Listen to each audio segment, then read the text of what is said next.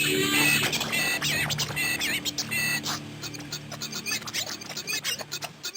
show.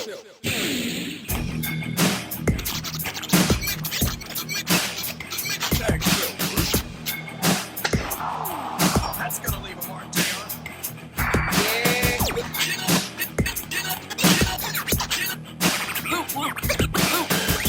That's undisputed because I'm undisputed.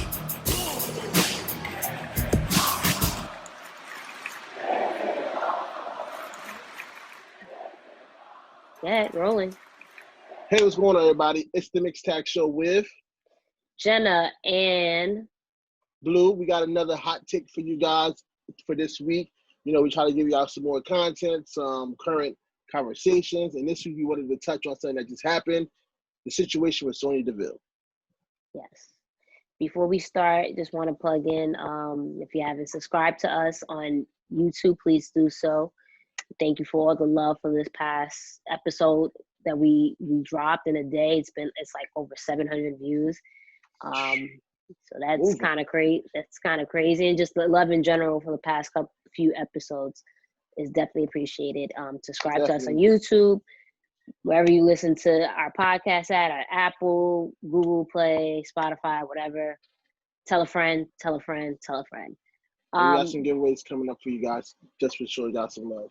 Right. So we're going to keep this short and get to the point. Like we mentioned, today's hot topic, or this week's hot topic, is the discussion in regards to what occurred with Sonya Deville, and just essentially trying to get our thoughts in regards to how fans are portrayed and how they don't necessarily know their boundaries when it comes to not only wrestlers, but I think celebrities in general. So Right. Briefly, I'm assuming this happened over the weekend. I don't recall, but there was essentially a situation with a stalker, Sonya Deville. You know, I don't want to even call this person a fan because it's not a fan at this particular point. It's a stalker, and essentially has been sending her ridiculous messages. I don't know if you actually saw the person's Twitter, but it's just everything they tweet is like literally retweeting. Like it's literally her. It's not even like so much of it's a fan account, but it's just literally Her. Sleep, breathe, anything, obsession, exactly. Outside of that, the person, again, I don't have the exact details in front of me, but the person eventually decided they were going to go to, however they got her address, they did, and decided they were going to go to her house. Right. And then I think one of the last few messages that the stalker sent her, again, correct me if I'm wrong, whoever's listening or watching this, was, "I'm gonna kill that bitch," referring to, so this was more stuff that this I think came out today, actually. He said, "I'm gonna kill that bitch for you." I'm paraphrasing. That might not have been the exact words, but in reference to, come to find out, the friend that was at Sonya's house was Mandy Rose. What? Yeah, so it was Mandy Rose that was at her house. And they were able to escape by going into her garage, calling 911, and they left. He was still at the house. He got arrested, and then whatever charges they pressed forward, they pressed. Apparently he was planning this for 8 months. Yeah. So, So I mean, it was, and then as she was reading, I guess in her statement, she never like, you got to think about it. She's a celebrity figure. A lot of celebrities. Right. Some. If some decide to interact with fans, that's great, but some don't, it's understandable, right? I showed you, right? Like, it's like a small retweet could shatter your mentions, and like something happened for me this past week, and I got a retweet from Big Boy, and it got lost. Like Jenna had told me, like, "Hey, did you see this?" I'm like, "I can't see anything." Yeah, and that's how it gets. I mean, but on a larger scale from just that's what I'm saying. That's what I'm saying. Yeah, no, I get what you're saying. I got you, but I'm saying on a larger scale, someone who's a public figure, you know, if you're not these DMs are going into your request bin, especially on Instagram. So if you don't see it, how do you know? She can't go through all these messages. These are where all the messages lie. What he said, "I got your address," this and that. Like he revealed a lot of stuff. sent like Right. explicit pictures. So long story short, this was clearly a nut job, and Putting it thank lightly. God, putting it lightly, thank God that the situation, I don't know how you say it turned out positive, but it could have been a lot worse. It could have been a lot worse, essentially, right? Yeah, it That could have. and this not only includes Sonya, but it includes Mandy as well.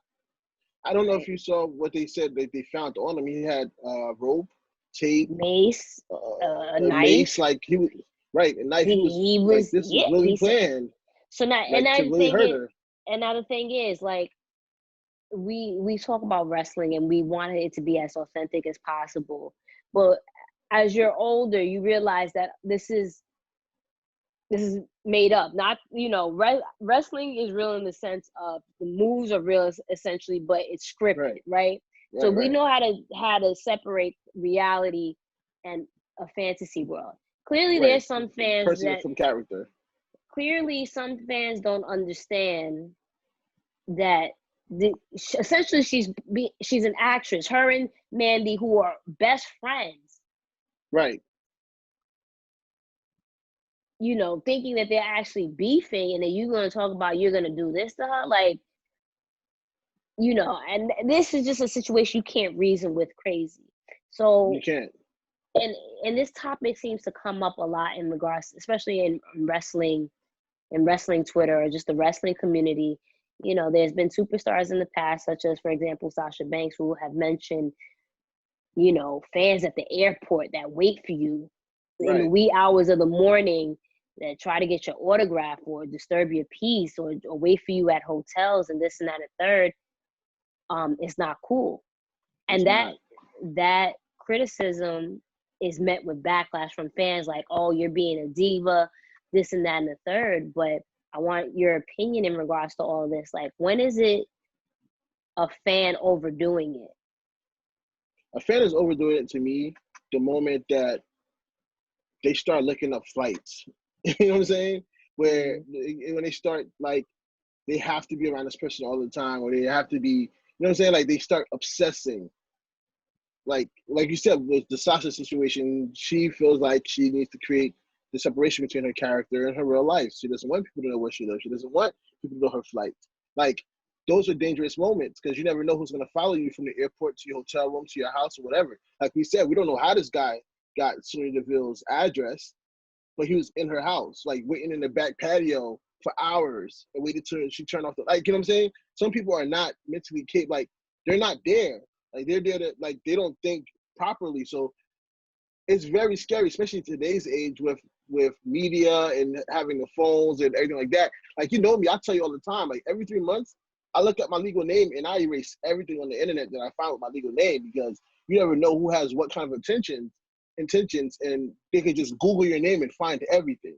So today's Facts. definitely age is like very scary for people. Like if you notice, I don't post my son like that. I don't post my daughter like that. If I post where I'm at, it's like 2 hours after I left. It's precautions because I've seen things where it got very bad. And for people like wrestlers, it's especially bad because they know your schedule. Like you have to go to these places to perform, right? So it's even easier for people to target those kind of people. So to me, like those obsessions is I don't know, like you can't monitor it, you can't change it. So it's No, very scary for them. I agree 1,000%. And the whole thing about your shit information, we're on like a lesser scale in regards to wrestlers and celebrities, right? But Right, even right. still, I mean, unless you follow me on Facebook, right? Like even like I don't put my last name out there. Fortunately enough, I have a common name. So, but I won't ever forget. Just a couple of months ago, my homegirl just did a, like, I was aware of it, but she did a search just to like show how like accessible your information is. And it was Yeah, really scary to see my full name, my age, my complete address and phone yep. number up there. And I was like, oh, that's scary. So I had to email them like, yo, take my shit now. Yeah, you gotta go Because do I do that every 3 months. and who knows all the websites that essentially has your information. But that's really scary. And I agree in regards to being a fan. Like there's fan accounts on Twitter and Instagram, um and they're dedicated specifically to these wrestlers and celebrities and athletes and what have you, and that's fine. If you're genuinely, that's your passion about who you are. You know, we know how a lot of people, what a lot of these wrestlers and celebrities do for people, right? Whether it's give them confidence or makes them want to follow their dreams or do something they never done before. That's cool. That's fine. But then when it becomes a situation where you're constantly in their in their DMs, and you're literally harassing them, and then looking up their schedules or waiting outside of hotels. Like, again, listen, there's some people that are celebrities that's cool with that. I'll never forget, briefly, back in 2017, I went to the Sam Roberts had a live podcast, and it was with Sasha and Seth Rollins, and there was a fan out there. We were waiting online, and there was a fan out there, like, showing me his pictures of all the wrestlers he met at the hotel. And, like, I didn't care. Like, yo, at the time I was 20. I'm a 27-year-old woman. And he was bragging how he came right out of work, went straight to the hotels, and mind you, doesn't live in New York. I think lived in Connecticut. So came straight from work, went straight to the hotels at 3, 4 in the morning to take pictures with these wrestlers. Like, does that, like, that doesn't process in your head, like, yo, that's not cool. It's 3, 4 o'clock. It's not healthy. It's not in all aspects. Go to bed. You go get some sleep. You just work, right? Right. It's 3, 4 in the morning. Don't you think these wrestlers are tired coming into town? You know, and you're bragging about that. I looked at it and I'm like, and to be honest with you, I probably have an unpopular opinion about this. I don't know if people feel the same way. I personally feel the moment that you leave high school, fan accounts should not be for you. Like, and that's just my personal opinion. Like, I think that's an unpopular opinion, just because, again, I'll tell you right now, at 25, air quotes, I don't have fan accounts, right? I'll show my excitement over a specific celebrity or wrestler. No. Right. What I'm saying, hold on. What I'm saying is, I can't knock someone who has a fan account over the age of 18, especially if someone has done something for their life in a positive way and impact. I can't knock. Me, I won't personally do that, but I can't knock it. I don't know. That's, like I said, that's my personal opinion. I feel like after 18, yes, this might do something nice for you. Shout them out on your profile, you know, show them some love from time to time. But, like, to dedicate a whole profile where you're posting every day what you're doing, this picture, like, I don't know. That, to me, is, like, unhealthy, in my opinion. And but again, I can't, because I follow a lot of people that I'm cool with that show love too, and are good people that have fan accounts and do that. So, like, you gotta be careful how you're saying different things like that, because there's like, and there was this conversation on Twitter in regards to about stands, like putting a negative connotation toward stands. And yes, where the originating term came from was a negative connotation toward around it. But I think the word has transformed in so many different ways that it's just like, yo, I'm really passionate about someone. And again, there's a lot of people who have fan accounts that are over the age of 18 that are good people and are not psychopaths. Like, I'm not saying they're not good people. Yeah, but if that's their passion and that person did something for them and continues to do something for them, I can't tell someone, yo, because you're at this age. There's no age limit of being a fan or being a really big fan. When it crosses over to you being psychotic and you waiting outside their house and at the airport, that's the issue. The issue of having a fan account, I think that's a little judgmental, honestly. Like I said, this is probably an unpopular opinion. That's just my opinion. Doesn't mean it's right or wrong. You know, I'm not knocking nobody for doing it. I just think that for me, like me personally, I just think that's how it's labeled. But like you said, like the host stand situation, has had like a negative vibe on it, is grown in your opinion. Like I'm just worried for the people. Like I don't want people like the stuff that happened with Sonya. You know, like to me it's just like I don't know. Maybe I need to grow in that aspect. No, I mean, I'm not saying you're completely wrong, but again, someone who runs a Stan account, and I'm not saying that's what you're saying, might be the coolest person around. There's so many people, there's so many people that have run Stan or fan accounts, and it's something came out of it. You know what I mean? So you can't. Right. So imagine because of that mindset, like, yo, you're over 18 and you doing this and that and the third. What if that person doesn't get the opportunity because of their passion for that person? You know what I mean? Like you can't. Again, if it's a situation where you literally can't sleep at night because that's all you're thinking about, and you're looking to like camp outside a hotel or get their information that's not accessible to you, or get in contact with family members and friends, this and that and the third, that's a problem.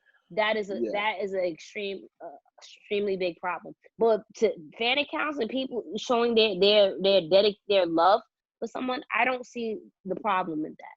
If you can separate the two, do you?